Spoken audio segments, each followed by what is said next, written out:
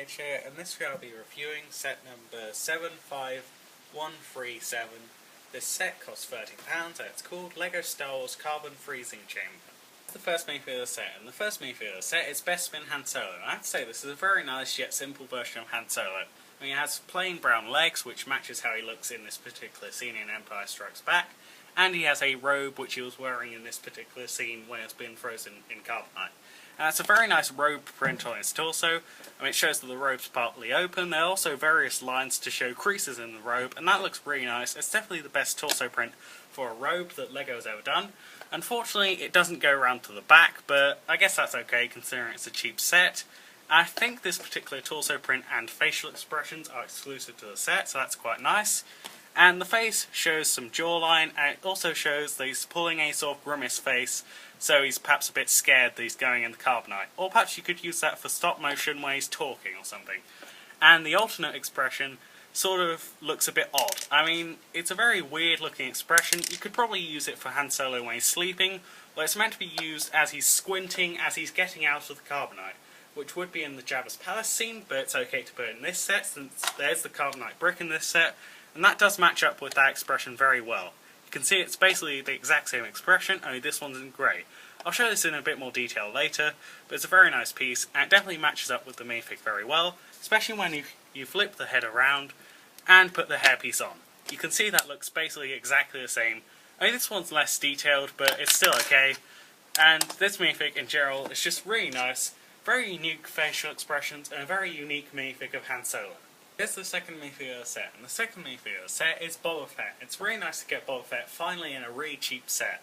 I mean, it's not a really cheap set, but it's £30. It's cheaper than the previous cheapest set which you could get Boba Fett in. And that set was £40, so it's £10 cheaper way to get Boba Fett. And this version of Boba Fett is actually slightly nicer. I mean, it has lots of very intricate printing. I mean, there's printing there to show some pouches, printing there to show some armour, even more armour printed onto the toes. There's a red belt here on the belt piece, and there's another belt here which is sort of a ammo pouch belt, and he has a Wookiee piece of hair attached to his armour. I'm not sure why he has that, but he does in the movie, so it's okay to have it there. And he has some various sort of scuffs and stains and stuff, and he definitely looks like a very battle-damaged and worn-down version of Boba Fett, so that's quite nice.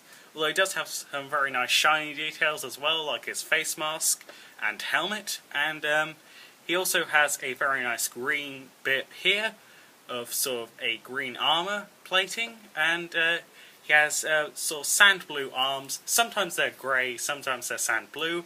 I think it's because the different movies have different variants of Boba Fett or something, but this is the sand blue variant, and I have to say that's definitely quite a nice colour. Definitely contrasts very well with the sand green, and that definitely looks quite nice as a colour scheme overall for Boba Fett. And he has golden knee pads here, and on his arms there are no details, although he does have this very nice cloth piece which has printing on it, which shows an orange stripe, and it's done in green colour.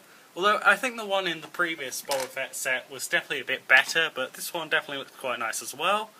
And around the back he has his jetpack, and he even has more detail behind the jetpack, which is really nice. They didn't need to add that on, but they did.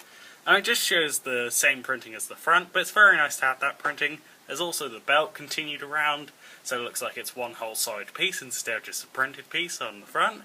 And he also has some straps for the jetpack to strap on, and there's where it go on and how it goes on.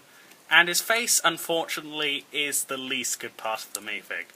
I mean, the face is just angry clone. I mean, it makes sense because he's sort of Boba Fett, and he's a clone of Jango Fett. But this face has been used way too often. I mean, literally every clone and Stormtrooper and Sand Trooper and Snow Trooper and even some Jedis, basically about like half of the LEGO Star Wars minifigs that they've done recently that have been troopers have been this face, and I'm really tired of it. I mean, seriously. They're using basically every Star Wars minifig besides main known characters. And Boba Fett is a main known character, so he should have a unique face print. And that's the one thing that really brings this minifig down, but luckily since he's a helmeted character, you can put his helmet on and you don't even notice it. I have to say his helmet is very nice. I mean, it's the same one as the 2012 version, I think, which was the last version that they did of Boba Fett, But this one has a nice scuff detail here, a scuff detail here, another scuff detail here. So I think this one's slightly more exclusive because it has those scuff details. Well, it's very similar. It has the red down here, the black down here, and the iconic Boba Fett look. And he has some sort of yellow bands along here, a shiny metallic print along here, and you can stick the antenna in on this peg hole on the side. In general, this is just a really nice and complete Boba Fett minifig, and it looks really nice, apart from this face print, but you don't see that usually. So overall, I'm really happy about this minifig, especially considering it's in such a cheap set. It's such a well-printed minifig for a cheap set, just like Civil War Spider-Man. I mean, not as well done, but definitely very well done. Very accurate to the character of Boba Fett and how he looks in the 2 movies which he's in. There's the third minifig of the set, and the third minifig of the set is an Ugnaught. I never thought LEGO would do an official LEGO Ugnaught. I have to say I'm very glad that they did, because they absolutely nailed the look of the Ugnaughts from the movie. I mean, they're not very important characters, but they're still characters in the movie, and they have a very unique head sort of shape. And it's very nice how they did a completely new mould for that head shape. And they absolutely nailed the shape of the head and the design of it. I mean, there's lots of very nice printing on here, and there's a moulded on nose, which looks really nice and pig-like, like the Ugnaughts do look like. And he has a sort of bulbous chin, and he generally looks really old and really worn out, like some of the Ugnaughts did in the movies, although not all of them, but most of them did. And he also has sort of beard detail around here, printed around, and a very nice paint job around the back, showing sort of some white balded hair. And he has a bald patch up here, some freckles up here, some eyebrows printed on here, and generally just lots of nice printing. There's even some shadow underneath the eyes, and it generally looks really realistic, especially compared to a regular LEGO minifig, which doesn't look half as realistic. I mean, this thing looks like it's a photo and it was turned into a minifig, especially around the head, although also the torso print is very nice. It shows some overalls, some sort of realistic looking overalls as well. And he has a belt and grey and dark blue colouring, and there's also hands which are meant to be gloves in a sort of dark brown colour, I think, or that might not be the official name of the colour, but that's what I'll call it here. Well, I guess sort of a medium brown colour, I guess. But yeah, very nice colour for the hands, and I think it's exclusive to this minifig. The printing continues around to the back with a belt and the back of the dungarees. So yeah, overall a very nice minifig, very unexpected minifig. I'm glad that LEGO did an attempt at an Ugnaught. Even if they'll never do one again, this is a great minifig to have in my Star Wars minifig collection. A very unique one. It'll definitely stand out in a crowd of minifigs, and that's the great thing about this minifig, especially considering how realistic to the Ugnaughts it looks. I really like this minifig. So here's the main build of the set, and this is a really nice main build, especially for a £30 set. I mean, it's really massive and a really big play space, and it definitely shows quite a big section of the Cloud City. Now, it's not the whole of Cloud City, because that would probably cost like £1,000 or something, or perhaps more in £500 range. But yeah, for a £30 set of Cloud City, this is definitely quite nice. And it has all the sort of orangey lights, which this area of Cloud City does have, and that's all around, and that definitely creates quite a nice ominous look to it. And also one other nice feature, or one of the many nice features of this set, is that you have a lift here. And it's very simple. I mean, you just lift up here, and when you want to clamp it in place, you just push down on here. And that's quite nice how you can clamp it in place and just have a minifig walk up, and then you can let go and it will go down automatically. Works very well, very simple yet very fun play feature and action feature. Or you could even use it for display, because it definitely looks quite nice to have the minifigs sort of going up and down on the lift. And perhaps you could add a motor to it so it actually works a lot better and works by itself. And that would definitely be quite a nice thing to do. I mean, it would sort of take up quite a bit more space and be a bit bigger. So for a £30 set, I get why they didn't do that, and it works perfectly fine with the lever for play and display. And it's generally just a really nice feature of this set. And another nice feature of this set, another of the many features of this set which I really like, is the main play feature or display feature, where you basically start off with the Han Solo in Carbonite minifig, with Han Solo facing the front. So you take him out and flip him around and put his hairpiece back on, although that doesn't seem to be going back on. I have to say it's very hard to sort of reach into the Carbonite brick, But once you do, you can get Han Solo all set up, and then you can turn him around, so then you can do the whole scene of where there's Leia saying, "I love you," and then he says, "I know," and then they basically flip him into carbonite.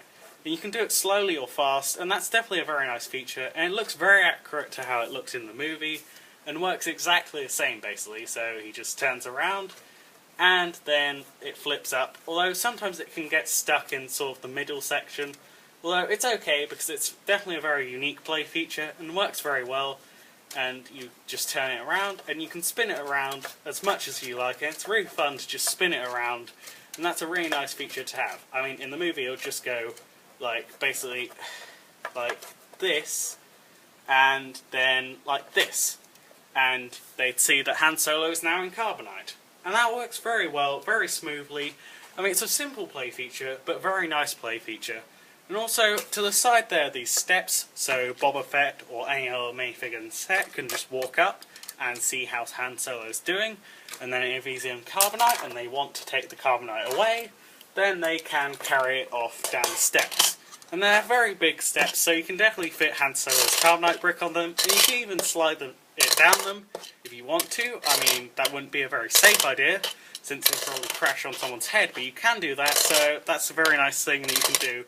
And you can almost use it as a sled, so have Boba Fett holding on to this. I mean, I'm not sure this was intended, it's just intended to be a bit of detail off to the side, but it's definitely quite nice how you can sort of create a play feature out of this by putting Boba Fett on the carbonite brick and sliding him down. And that definitely works quite well. You can definitely cause a bit of destruction with that feature, so that's definitely quite nice. And it works nice as detail as well. And also around the back, there is this. I have no idea what this is for, but it's just a sort of panel which flips up and down. I guess it's for, like, taking care of the minifig, although you can see them from the back, so it doesn't really matter. But yeah, you can sort of flip them into here and close this down. And then that hides away the minifig. Also, I generally just really like the sort of half-circle design of this thing. In general, this design just looks really nice, and it's a really nice build, with lots of nice play features that work really smoothly and well, and it's just a really nice build. Also, there's a control panel for the Ugnaught to use to sort of freeze Han Solo and carbonite. In general, it just captures the scene perfectly, and I really like this build, and it's a really great build of a carbon freezing chamber. Not something that I expected LEGO to do, but I'm glad that they did do it, because it's a very unique build for a very good price point. So here's the only side build of the set, and this is the carbonite brick. I have to say, this is probably one of the most important features of the set, since it is part of the main plate feature of the set, and it's the main idea of the set, which is freezing Han Solo and carbonite brick. So I'm definitely very glad that they did it very well. I mean, they did this piece previously in a UCS set, but that's a very expensive set. I think it's like £125, I think. Whereas this set is £30, so it's the cheapest way to get this very nice piece. It's very well printed, lots of sort of details around here. It also shows Han Solo's minifig sort of sticking out there. There's the legs, there's the torso, there's the arms. And you could probably use this as an actual minifig, like hold on to some accessories or something. It works really well. I mean, there's not much you can do with this particular minifig, although you could probably fit something in the hands, like something very small, potentially. I don't know. But there's not much you can do with it. I mean, if you can fit something in the hands, then you can pose it with something in the hands. So, say that this gun has been frozen with him and he's holding on to it. And it's very well detailed, definitely more of a display piece than an actual play piece. Doesn't really do much, although you can pose Boba Fett's minifig sort of holding on to this. Though since that one seems to have fallen off my desk, and I can't find it, I'll just use Han Solo. So basically they can just drag it around. And there's a handle on the top so you can do that. There's some very nice printing on the sides, and that's on either side. There's also a base so you can attach it to the carbon freezing chamber. That works very well and very smoothly. In general, it's just a really nice carbonite brick piece, and very well moulded and printed, and looks really nice. Overall, I really like this set, and I think it's a great set. I'd give it a 9 out of 10, because it has very few flaws, but overall it's a really great set. And that's it for this review. If you enjoyed this review, don't forget to like and subscribe. I'll see you later, alligator.